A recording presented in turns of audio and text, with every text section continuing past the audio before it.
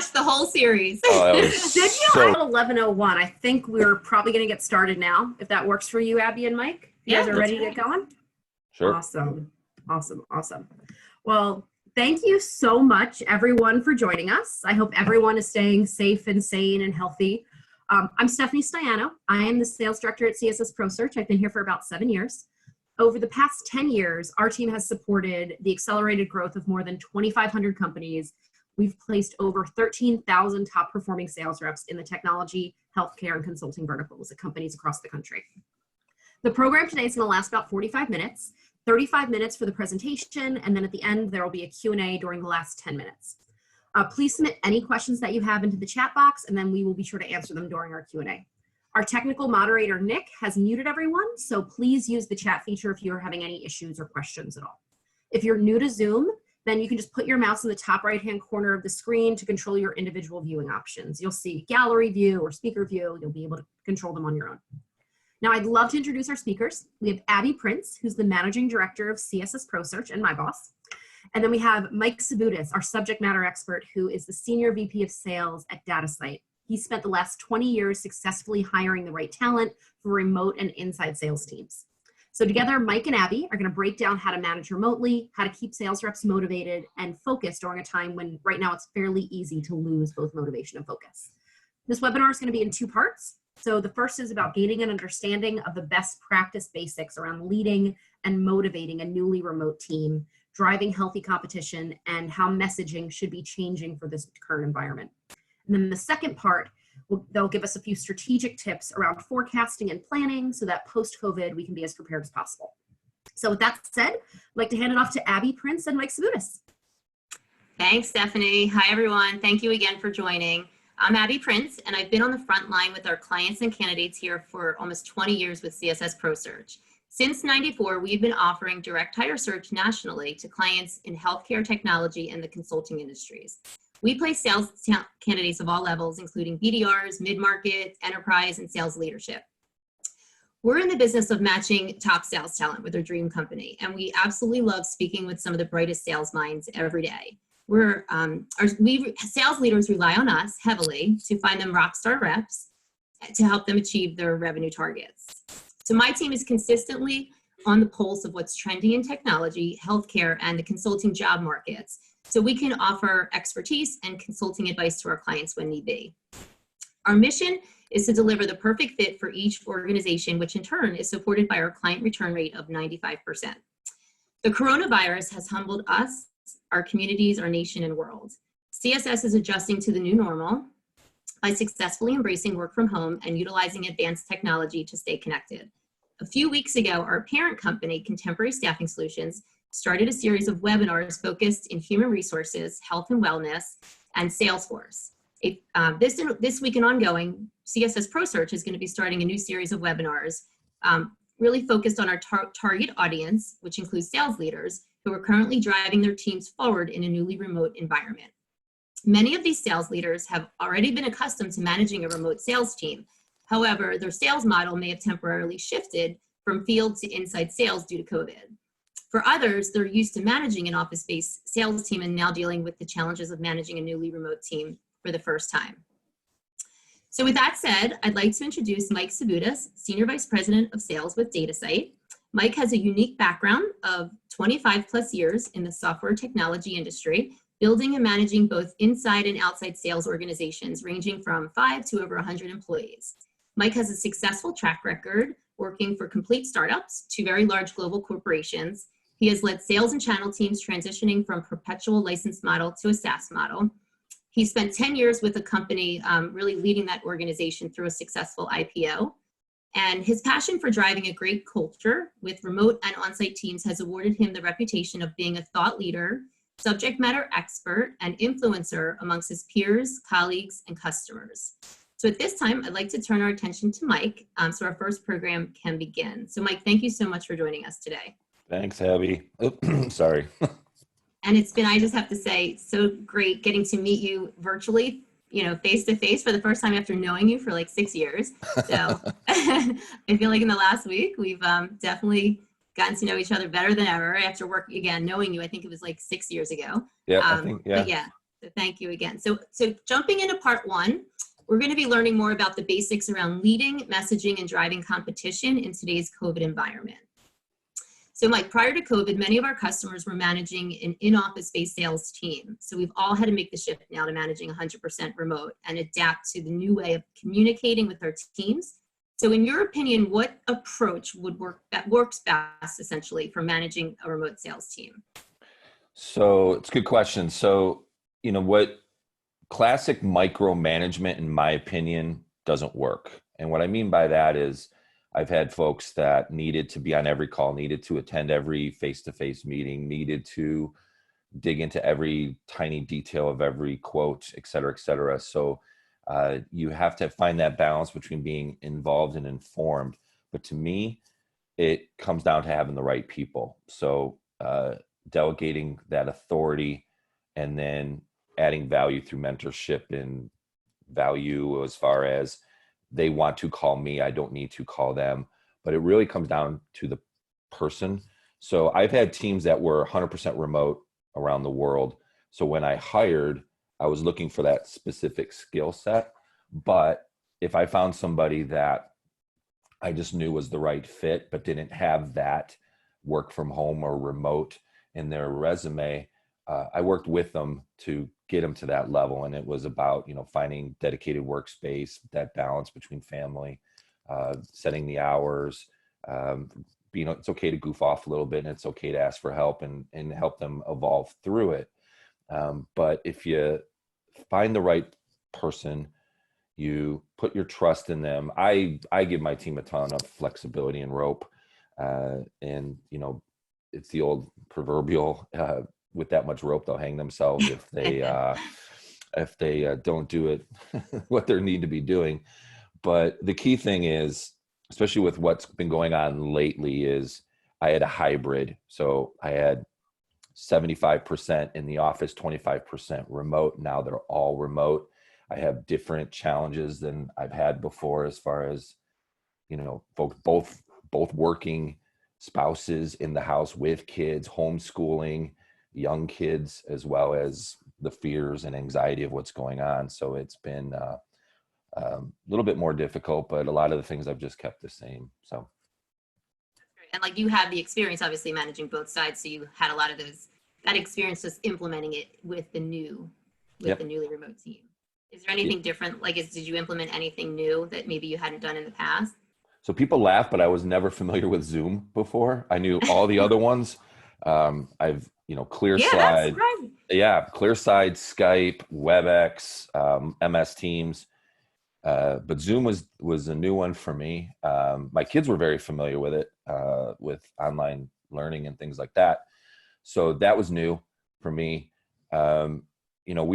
We've done some things I haven't done before, like virtual happy hours with my team, which have been a huge hit, every Friday afternoon. We've had MS Teams for a really long time, but I've never really utilized it until recently, because before, even though we were working remote, we were still, I was living on airplanes, as you know, so it was seeing people still and, visiting folks in their locale. Now it's all 100% remote. So that's definitely been a different challenge. Now, that's good advice. I mean, for me, even though a lot of people in our industry work remote, my team has been unique where we've all been in the office. We've actually talked about the remote model. So for us, for me as a manager, it's been quite a shift in terms of having to adjust and be able, figuring out a new norm. But I feel like it's been like you said, we had Microsoft Teams, but we never utilized it. And that's our first go-to now. We do a lot of we do a morning Teams meeting and a day wrap up Teams meeting. And our first go-to, we're not allowed to call the other. If you want somebody, Teams them first. If they don't answer, then call. So we've just implemented the technology. It's been, I feel like I'm seeing people more now, even, that I was in the same office with than I ever did being in the office, just because everything's through Teams and we use Zoom as well. But, actually, and I don't know about you, but I feel like our productivity has increased, even just with, letting them, like you said, go, not micromanaging, and then just giving them the, just letting them go. And I feel like for us, productivity has been increased. We also have a lot of candidates on the job market right now that we're talking to. So, but it's been good for us as well. Yeah, I had a managing director from one of our investment banks they've never worked remotely before, other than a few hours on a day or some late night burning the candle from both ends. And I mentioned how when a long time ago, I used to sneak out of the house so the kids thought I actually left. And then I'd come down the side of the house into the office. And so the kids didn't think I was home. And he was like, I'm going to have to try that. So you have to, try different things. Like now everyone's been sequestered for going on 6-7 weeks. Yeah. So, now I'm starting to see contests of who can create the most interesting background to Zoom and Teams and all that. And so, make fun of it. Yeah, I have to, or you'll lose your mind. So Mike, you mentioned the importance of hiring the right people, obviously. Mm-hmm. So what are some of the key traits that you look for in a new hire that will give you the confidence that they'll be successful working remote? It's being authentic is one of the biggest things for me, and being trustworthy, because I am hands-off. I put a lot of trust in people, as I was mentioning before. So when I'm meeting with them, it's that gut check with some of the science. So, do I believe in them, their story, what I buy from them? But the litmus test for me is I've been doing this for over 20 years. I ask everyone the same question. And that is, if money wasn't an issue, what would you be doing? And it's amazing to me, like folks that really know themselves and know what their passions are, answer it like that. I answer it before them so they know it's not a trick question. I'd be a basketball coach. And so they always wonder, is he asking me this wondering if I'd be in sales, right? Did you play basketball? Yeah, I played in college and a little bit. I was like 50 pounds ago. But it's, my father played for the Oakland Oaks in the ABA, and I grew up in basketball. So, being Lithuanian, and, I spent a lot of time in Lithuania on the junior teams and things like that. So all my girls play basketball. So one at Mizzou. But yeah, we're definitely, I'm the shortest guy in my family. I'm 6'3". My brother's 6'10". My dad's 6'7". My mom smoked. When my mom smoked with me, my mom smoked when she was pregnant with me. I blame her. But I am very much, by far the shortest. Cousins, uncles, everybody's taller than me. But it's amazing how many folks I've had that couldn't answer that question. And that's always like but on my team, now I have folks that said teacher, working with charities. I have one person that's like, I play music gigs all day long. Other folks, that same kind of thing, coaching, basketball, but it gives you an idea what motivates them. I had one said I'd be a mom. Thought that was an awesome answer. Full-time mom, which is, I know from my life, is the hardest job there is. So that's a big thing for me. So a lot of it is culture, fit. And then that's the art of it. The science of it is, how would you handle this situation? How would you handle that situation? I don't look at the resume as much as I look at the person and how personable they're being with me. If they're super nervous with me, I'm assuming they're going to be super nervous with clients. So it's, there hired a lot of people over the years, I'm sure. Yeah. And, and you never know who until they're on board. And obviously, not all pan out, but fortunately for me, most have. So I also, as part of the delegation, I get a number of people involved. As you know, I get a number of people involved in meeting with them as well. So it's not necessarily a consensus decision, but I definitely get input from a lot of folks before I make a final decision. Okay. No, that's great. So Mike, living and working entirely out of our homes has really changed team dynamics. Mm-hmm. So what are some of the things that you've implemented to keep your team optimistic, engaged, and productive during COVID? COVID's been definitely interesting. At least here in Chicago, and folks can see me, they can tell by the jersey behind me. The March 10th is like the date that we felt was day one of the new norm. So we went work from home March 11th. But this isn't the first time I've, been in down markets and strange times, like 2008 was another one. But during the first, it's almost like stages of grief that I've seen over the last 6 weeks. So at the beginning was shock, and then, okay, let's see what's going on here, and then adjust and adapt from there. So we've had a lot more personal calls. Working remote, you need to do that, and that goes back to even when times are good, more personal calls than you have when you're in an office, when you're meeting with everybody. Encourage the conversations just to see what's going on. But from a business standpoint, updating business plans, this is definitely, just like 2008, it's a new norm. Just like, we have to adjust over the years. If oil prices go up and down, how that impacts us, if political environment impacts. The biggest mistake is when leaders and reps do a business plan and they just do it at the beginning of the year and they don't adjust it as the year goes on. Then it's not really a plan. Fine-tuning skills is really important. Throw some monetary contests at them. I think the funniest one I've had was I had 2 reps that put a little side bet against each other on a weekly performance metric, and I don't know why, but the winner had to provide oatmeal to the other person. I don't get it, but they were extremely motivated to win this thing. That's hysterical. So, I wonder where the oatmeal came in. I have no idea. Oatmeal lovers. I've lost wagers that I had to start doing yoga. I still haven't fulfilled that piece of the wager yet, but definitely remote, you talk to folks more than you do in the office. It's interesting dynamic. Yeah. And same here. I know this isn't new for any of us. We've all been doing this for 5-6 weeks. So I think a lot of what we're talking about is what a lot of people are doing. We do love in the Zoom happy hour Fridays, and we last week did our first Zoom around the room. Got it from the stars on TV, the idea, but it was great. So just fun things like that, I think keep the team like really engaged. So moving on to the next question, Mike. Every article that I'm sure you've read, I've read, talks about the importance of compassionate selling.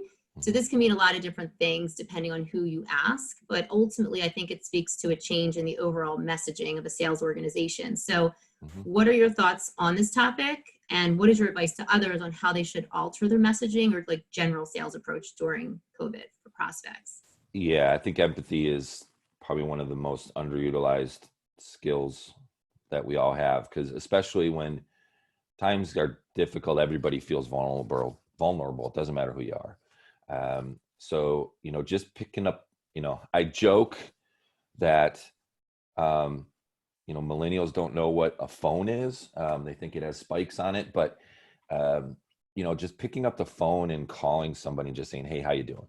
I've had a lot of calls over the last 4 or 5 weeks, some with people I didn't know that were peers, MDs of large banks or, different CROs, presidents and things of that, from my background, and just having just conversations like, how you doing? How's your family doing? All of us know somebody impacted with the virus. So none of us have been spared that experience. But that is definitely a different, how do we manage that? So there was one person I called. I'd never met this person before, and we talked for 2 hours. And it was an extremely interesting conversation. And since then, that person has reached out to me twice. One for just soliciting feedback or advice, and the other one was about business. So it's if you show, I always tell people, I fell into sales by accident way back when. I thought I was going to go down the basketball coaching route until I realized that, as a graduate assistant, I was getting paid $600 a year. And I said, this isn't going to work. But I always thought sales was trying to sell somebody something they didn't need. And it had a stigma to it. And I was just uneducated about it. And I was very fortunate that I worked with some incredibly good mentors, one of which was one of the contributors to solution selling way back in the day when he was at Kodak. And so I learned from some serious players, and it wasn't about, how to handle a no, which is what I had always, which somebody taught me in school. It was about solving solutions and being a trusted advisor and being a consultant. And it's so, and a big piece of doing that is empathy. And, and empathy with reps, empathy with clients, it all, hey, this is tough. Let's adapt. But then there is a point where you got to say, okay, enough. We got to move the business forward. Yeah. You got to do it in. Yeah. Because everyone's been saying the first 2, 3, 4 weeks, it was sort of, who couldn't think to pick up the phone and make a cold call. And then, are you finding that in the last couple of weeks, your team's been approaching business a little bit differently? Yeah. And then also it's who you're talking to, because you'll get different messages. If you talk to one of my daughters, she thinks it's the end of the world right now. And if you talk to me, it's like, this is a speed bump.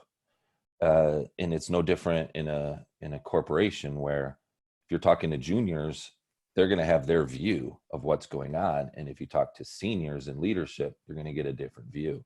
And the truth is somewhere in the middle. So it speaks to going wide and deep, speaking to a lot of different folks, and doing your homework.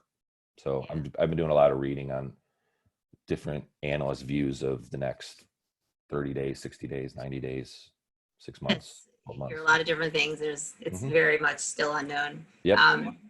But to relate that, to empathy to our business, our approach is it's kind of easy in this market for us because our clients are our candidates and our candidates are our clients. And so, where maybe the last 5 years there hasn't been a job order issue, now obviously the job order flow is definitely light, but we have so many candidates available. And so we're, we want to just help people. That's really what we love doing in the end. So for us, we've been busier than ever just talking to candidates and, finding out where they're, what they're looking for. There's some great candidates right now in the job market. So whether we can help them, just give them career advice, help them with their resume, be able to give them industry expertise, we're that's our approach, which is relatable to the empathy, because it's just, we want to help anyone, whether our clients will come back to us. Right now, we're very candidate driven. And so our candidates are our clients are our candidates. That's been sort of our approach. So let's talk about driving competition amongst sales reps. We used to, in the office, have a huge whiteboard. So we had all of our job openings, and that's where we met on a daily basis. And so we had a lot of contests there, and we don't have that now, working remote. So, but for, from your perspective, what are you doing to drive competition amongst your sales reps? What type of holding different contests? What are you doing to foster a competitive and friendly sales environment? So in my career, most everyone I've worked with, either as peers back when I carried a bag or in leadership, we have some type of competitive background, whether it's me with basketball. Now it's turned to golf, but can't do much of that right now, right? Yeah, our governor said no. Don't get me on that one. So it's, but I think what drives people to sales is obviously there's monetary benefit to it, but there's also, it's one of the few roles where competition is a huge part of what we do. And so that adrenaline of a win, fighting for wins and avoiding loss, all that kind of, all those cliches. So I'm a big whiteboard guy, which is a challenge remotely. But in the office, as I've always had massive whiteboards listing the reps and different metrics. And if they were behind, they were in red, and they hated seeing red. And it was almost like a mental stigma for them. So now, I have to do it more electronically. So I'm going to put a plug in here for Salesforce. We use Einstein. I've used Einstein. I know the project manager for it. Full transparency, disclosure. We work together at a startup in Palo Alto. She's phenomenal. It's really, it's perfect for remote with as far as dashboards and letting everybody know where they're at on an everyday basis. So instead of my whiteboard, I use emails or different other ways to let folks know what's going on and where they stand. I've always done contests of different kinds, little things. And what I found over the years is, you can always have a contest that says the winner gets $100 or the winner gets $200, whatever, $1,000, 10,000, whatever it is. But when you do the things that are a little different, definitely drives even greater value. So for example, I'm known for, like, I have somebody from Buffalo, New York. I've had someone in the past, and the contest would be, if you do this, and they hit it, I FedExed pizza and wings from Buffalo to their house. Huge. That's great. They love that. They loved it. I've done things just different. Like, instead of just, hey, I'm taking everybody out for lunch, we take the water taxi and we go to Chinatown. So different things like that motivates people, and remotely it's definitely tough. When They'll send them that's about all you can do right now, right? About all you can do. Yep. So, no, that's great. We actually been starting to talk about Einstein. We just implemented Salesforce. Well, we've been a Salesforce user for 2 years, Contemporary, but my team has just implemented Salesforce a couple months ago for the first time ever, which I'm super excited about. So we're going through the implementation now. But I think that's good feedback on Einstein. And then the good thing is CSS, I don't know if you know, but we have our own in-house CSS Salesforce practice. So which is great. I have my go-to people internally. Yep. Helping with the implementation with any changes that we need. So that's our CSS tech services practice. But so what tools do you utilize to help manage your team's performance while working remotely? I know we talked about some a little bit, but. Yeah, Salesforce is probably the big one. And it's I've used Sugar in the past. I think I've used all of them. Goldmine, I'm showing how old I am. And there was, I forgot one, it began with an S. That was awful. But I'm very candid with folks. When I was an individual contributor, I think you'd be hard pressed to find anyone that was a worse CRM user than me. I was absolutely dreadful. I hated it. I avoided it. And so it's kind of interesting how I've turned the page on it, but I'm a heavy CRM user, and I'm lots of dashboards, but it's also how I've driven culture. So the motto of if it's not in Salesforce, it didn't happen. So if they get into a discussion on account coverage, or if it's a commission split or anything like that, and they say, well, I had a call with somebody, it's not in Salesforce, that call didn't happen. So it's about, that's one of the keys, drivers and tools I use for accountability. So being hyper vigilant on it with metrics is a big piece of how I've gotten to this level over the many years. And it's little things like, senior sellers are usually aren't afraid to pick up the phone and call somebody, where newbies sometimes are, because it's kind of a new skill for them. They're used to texting. But kidding aside, when you go remote, you will see a dramatic jump in phone calls with clients. Epic jump. Wow. I'm talking 200-300 times what you saw before. And I've seen it over the last 20 years everywhere. So is that because they know they're remote and they know you're looking at the metrics more so? No, it's just, it's the culture that remote creates. Yes, they know there's some metrics behind it, but like I said, I don't micromanage and say, hey, you only made 8 phone calls today. Right. It's more of they're utilizing that it's the best way to communicate right now. And I've been telling them it's the best way to communicate for the past 25 years. Mm-hmm. So they're starting to get it. Yeah. More and more. So, I'd laugh. I started in sales where we didn't have, we had voicemail, but it was a tape recorder. Didn't have cell phones. The internet was, you plugged your phone line into your PC. So yeah.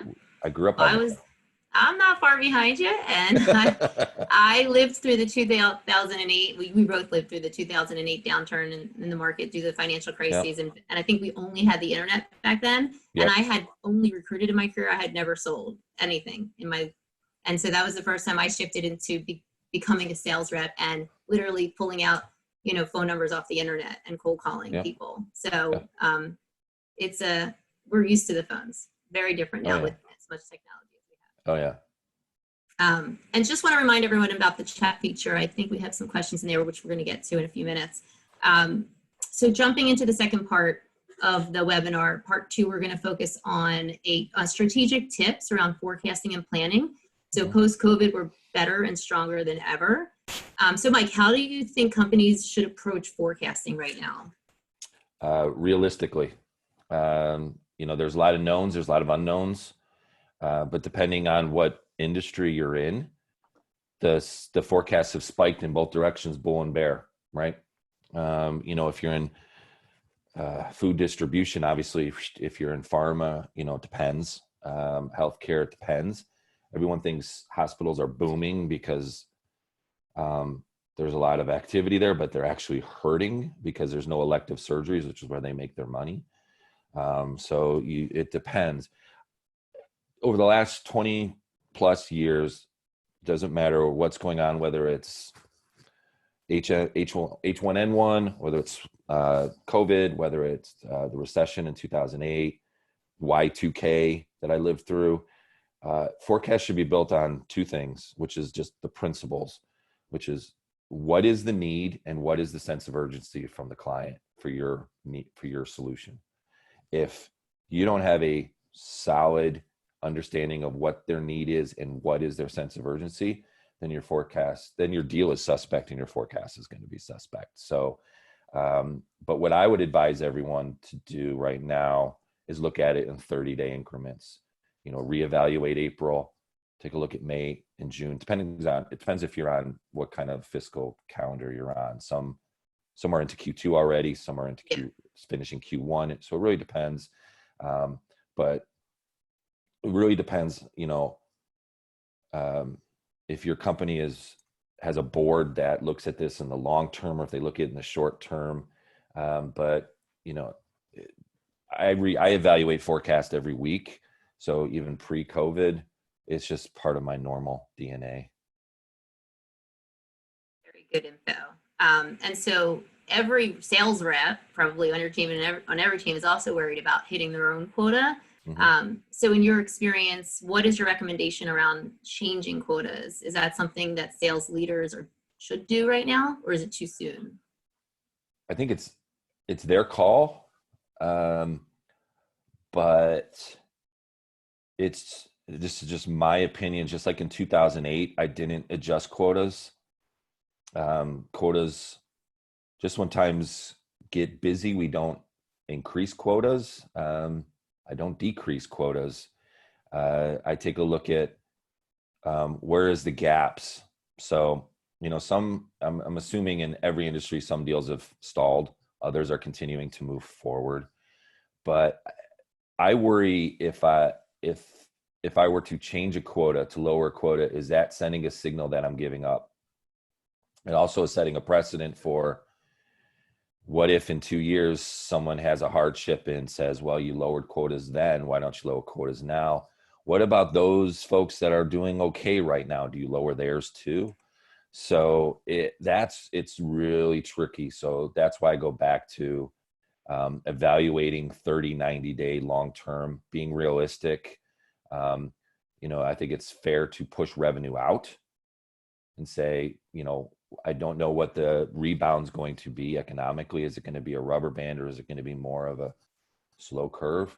No one knows. So, but there are some technologies out there that I've used, like Anaplan, which is very helpful to take a look at where forecasts versus actuals are. And then, the methodology that we have is solid. So there's, whether it's a transactional sale, whether it's a relationship sale, whether it's an enterprise sale, I've had sales that happen in a day, and I've had others that have taken 3 years. So Forecasting, again, goes back to what is the need, what is the sense of urgency. If there's no need, no sense of urgency, then I think it's probably reasonable to have a conversation about adjusting quotas.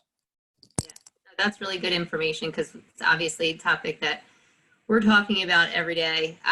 Because I have reps coming to me, are we lowering our quotas?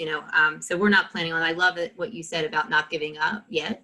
Lowering quotas says you're giving up. For our team, we last year we had 150% growth in revenue, and then Q1 we hit our goal 101%. So this quarter we're going to be down big time, and but we're luckily coming off a good year and a half, and so no one knows what the future will bring. But I love what you said about not giving up. Lowering your quota says you're giving up, and there's still second half of the year, right? Mm-hmm. And then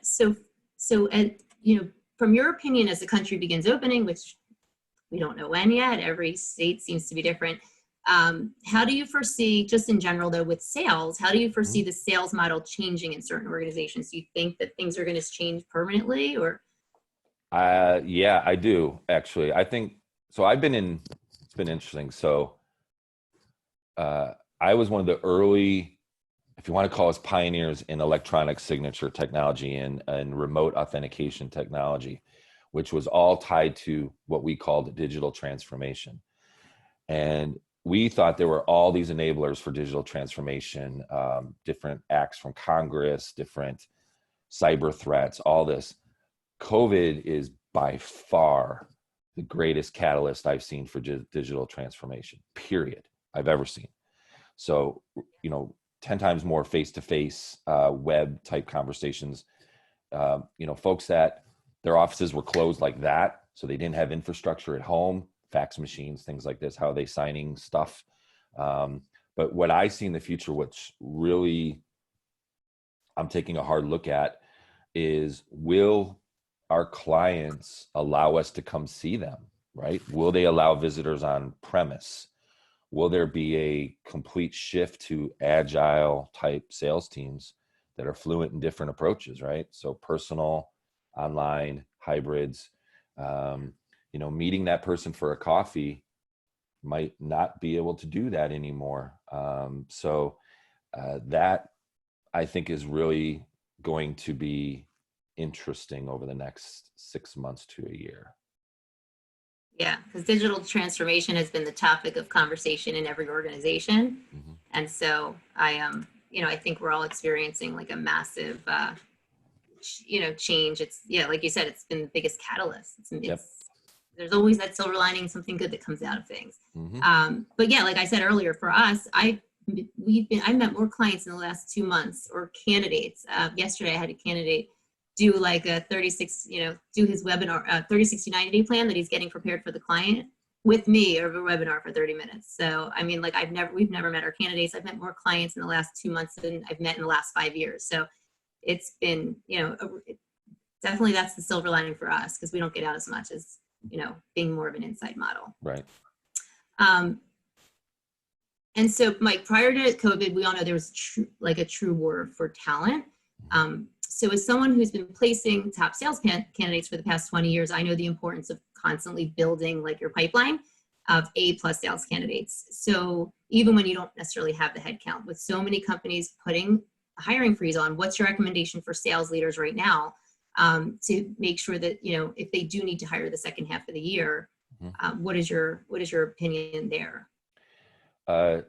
One of the folks that I worked for, that was one of my mentors when I had just become a VP. I was more of a middle manager before that. And I had a full team. Everyone was doing well. And he pulled me in his office and said, "How come you haven't interviewed anybody in the last 60 days? And I was like, "What?"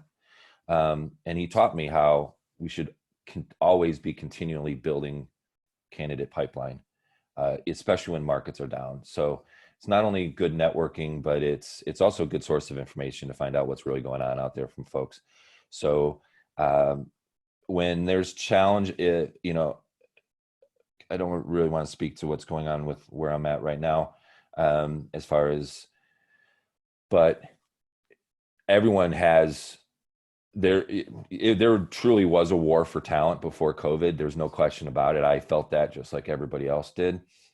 Typically you'd have like 7 fantastic candidates and you would have 2 because it was a employee or a job searcher market, or whatever term you want to use.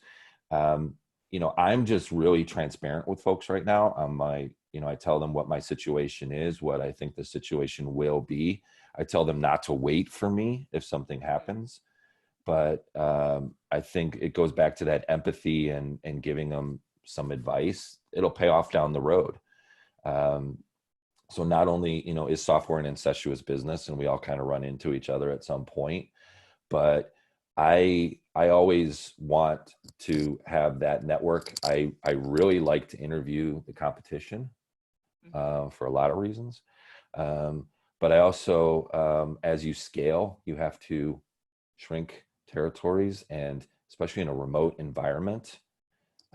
So it's really important to keep that pipeline and keep meeting new folks and trying to take every place I've been. I've prided myself on the fact that as far as the skill level here, taken it to here everywhere I've been, and it's because of the people. My job is to recruit.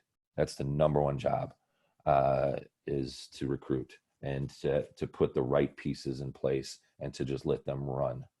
And that's what I do. Yeah, so this question is near and dear to my heart because it's what we do every day. Can you guys, am I still coming across okay, Mike? Yeah, I can hear you. They're telling me my internet's not stable right now. So, okay, just let me know. But yeah, obviously unemployment's rising. And so we are definitely, there's a lot of, I definitely recommend, now's the time, there's a lot of good sales talent out there. There's definitely some low hanging fruit getting laid off, but there are some situations with companies that just didn't have a strong enough product, or they weren't in a good market right now. So there's definitely some talent. And so I definitely I think it's a great idea to just, even if you can't hire, just talk to candidates, build your pipeline. So, I know I'm doing that as well for our team. So definitely recommend that as well. So that kind of wraps up our last question. I definitely want to get to the questions. I think we've got some here. I just want to mention there's been some really great tips, Mike, that you've shared. Really great call to actions that we got from today. Some of my favorites include hiring the right people, talk about buddy system, just teaming people up, your impromptu role plays, and then, and really the best, COVID has been the greatest catalyst for digital transformation. That's definitely, it's so true. So really good information. Say this wraps up our questions. Thank you so much for your time and your.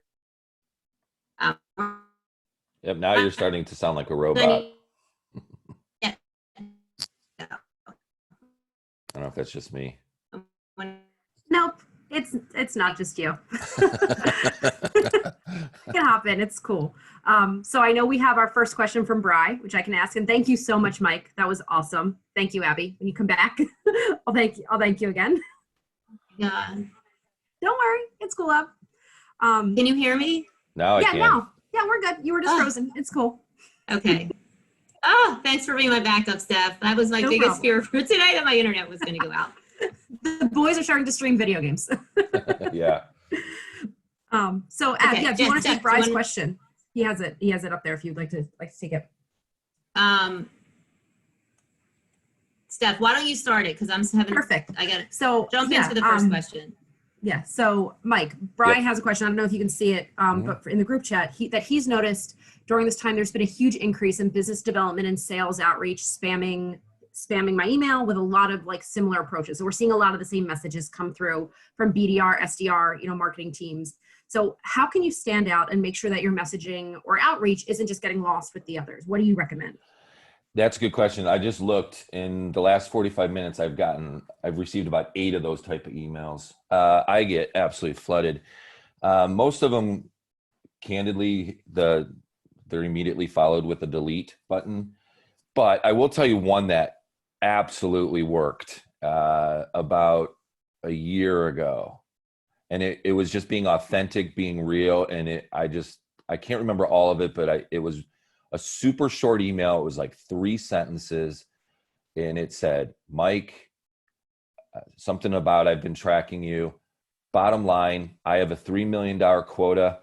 I think you can help me make my number. And I also can help solve this specific problem for you. And he articulated it out. I actually called him Wow. because it was different. It was authentic. I've seen 100 emails that said, Mike, you haven't been calling me back, so it's either one of 3 things. You've been abducted by aliens. I've bothered you. It's not original anymore. When those first came out, they're original. The ones, keep in mind who the audience is. So if the audience is me, if it's somebody that's, running 1,000 miles an hour, I'm a straight and to the point guy. So that person, got me. The other thing is if there's a personal connection, you say, hey, I was speaking to X and they said I should give you a buzz. That works. But most of the time it's picking up the phone and calling somebody. So that would be my answer to that question. Okay. I think that makes sense. Yep. That absolutely makes sense. And I think I'm back in. Do we have any other questions? I'm in the chat feature now. I don't. Well, actually, I had one too that I was thinking about while you were talking, because I know we've been talking obviously the past week to prep for this. And so from what I understand, I know your sales team does a lot of networking and like regular client facing work. So like, how are you planning now for the potential reduction in that ability when the country does start opening up? Like what are you preparing? Like, how are you preparing for that? We're kind of waiting to see what happens, candidly. So fortunately with that type of environment, we don't really necessarily need to pre-plan as much as adjusting business plans for the what if we can't visit, what if we can't network. And that, I think, crosses all industries. What if you can't visit your clients? What if you can't get a tour of their facilities and see how they're doing things? There's that personal interaction that's so important because people buy from people they like, right? So if you're meeting with somebody and they say, hey, I like this Sabutis guy, but it's also like, I really didn't like that Sabutis guy. It's a big part of it. So when you take that out of the equation, you really have to fine tune selling value, understanding the need, understanding their sense of urgency, being a problem solver, and doing it in a efficient way. So the networking piece is something that I'm in a kind of a wait and see mode. Similar to like, I have Blackhawk season tickets, and we were supposed to have had to commit to next year back in like March 30th. And they basically said it's suspended. We'll get back to you, with a new date. So I'm not even thinking about what do I do with those next year. So everybody's kind of in a wait and see mode. We have a great question from Brian. How do we overcome webinar presentation fatigue among our customers? What's the best practice for a call to action? That's a good one.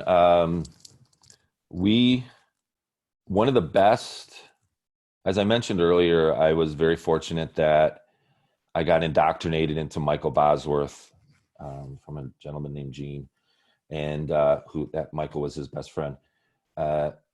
And that only took me so far. And then they sent me to a 3-day corporate visions course, which kind of changed how I approached my career. And corporate visions is all about telling a story and using anecdotal stories to get your message across. And what I found really good with webinars over the years is when you get industry experts, you get thought leaders, you get certain, in-demand folks to come and talk about something that you share a common pain with. So instead of having a sales engineer and a sales rep talk about all this, do different things. To give you an example, way back when I was in ERP, we sold manufacturing software, and we were in a really, really competitive situation against SAP. And what we did in a web presentation was we brought in one of our clients, and our client talked about how they used our software, and the prospect didn't know we were going to do that, and it carried us to the finish line. So just being different. But yeah, webinar fatigue is definitely a real thing. Steph, you want to keep going? I know Evan Violet has another question. Absolutely. So it seems like it's a great time for sales teams now to bring things back to the basics and find the gaps or enhance their sales approach. So what are some of the ways that you're taking the opportunity to continue training your salespeople and finding ways to enhance their skills or their approach? That's a great question. There's a couple things you can do. One is weekly fine-tuning type events, which are somewhat like, online learning. Online learning is booming right now. And I've been part of that for a really long time. So whether it's Litmos within Salesforce or whatever, you're using. But for me, I like to do Abby knows this. I'm known for this. I'll just call a rep out of the blue and just say, I just received your quote. I have a few questions. And at first they're like, what? So I like to do like real world type of training. And I do have a reputation as being brutal in those things because I want any situation they have with a client to be super easy compared to the role play they had to do with me with fighting back on pricing and quotes and, competition or whatever. It's not nasty. It's just that I trap them. I poke them. I'm like, well, because I know all the sales tactics. So I love doing that. And I think that keeps them on their toes. I've seen things over the years where, like a March Madness bracket where you can have folks do demo contests amongst themselves. But the biggest thing for me is, I mentioned this to Abby and Stephanie in the past. I'm not a huge reader, but when I do get into something, I have to finish the book like right then and there. So there's a lot of different type of books I've read on, leadership, but it's not like sales guru leadership books. I've read books from like Admiral McCraven, who ran the Navy SEALs for a long time, different corporate leadership, whether it's GE or General Motors. And I've obviously being in startup world for a long time in Silicon Valley, there were a few folks there that wrote some books that I read. So that's the best way to enhance sales approach and skills is to keep fine tuning it and to do real world scenarios. Well, and I love your talk of like having that impromptu role play and being a tough client, because it's almost like you said, you were an athlete, your family are all athletes. Yeah. It's exactly what they do, right? They prepare much harder in practice than the game is supposed to be. Yep. So that way, whatever they get tossed their way, it's much easier to overcome. So we're doing a lot more role playing right now. I know Ab and I were working on some of that yesterday with the team, and I feel like I have the reputation of being like the Mike Sabutis, like the tough client when we do our role plays. Well, the one thing that no one wants staff to be the client. Yeah, the one thing that question mentions, which is really interesting, is the gaps. Working from home will expose the strengths as much as it exposes the weaknesses in the rep. So if someone has good practices and good habits and is disciplined, they're going to overperform working from home because there's no distractions, unless they have the kids and all that stuff. I'm talking like the office distractions of how jibber jab happens. But if they have weaknesses, those are exposed even more too. So if they're undisciplined, if they cannot plan their day, those are the folks you have to watch more closely. That's why I manage everybody differently, because everybody has a different trigger. That's great. Well, if there aren't any more questions, then I think we can probably wrap up. Thank you so much, everyone. Yeah, we can jump in. Yeah. Thank you for we really enjoyed hearing Abby and Mike today. Hope you guys were all able to take away some remote tips for managing the team. The recording is going to be posted on the website and emailed out to all of you guys along with the slides that we shared today. I like the one question somebody just put, is Oh, Jerry what? Krause the reason the Bulls didn't win more championships? You know what? I know if being a Chicagoan, that's worth watching, that The Last Dance, and especially about Jerry Krause, because here's why. Like when I said my job is to recruit talent, it's also, you have to give credit where credit is due, and you can't get in your own way. Like I promote my reps 10 times more than I promote myself. I don't even promote myself. And Abby knows that. But he got in his own way. He wanted all the credit instead of Michael Jordan, you know? So great reps make great VPs. Great reps maybe can make a great rep out of something, but yeah. Good question. Thank you so much, Mike. Thank like you. I said, a recording is going to be posted, so we'll be able to share the slides. And Brian wants to know if you're Jordan. I was just reading one more comment. So sorry, Steph. Yeah.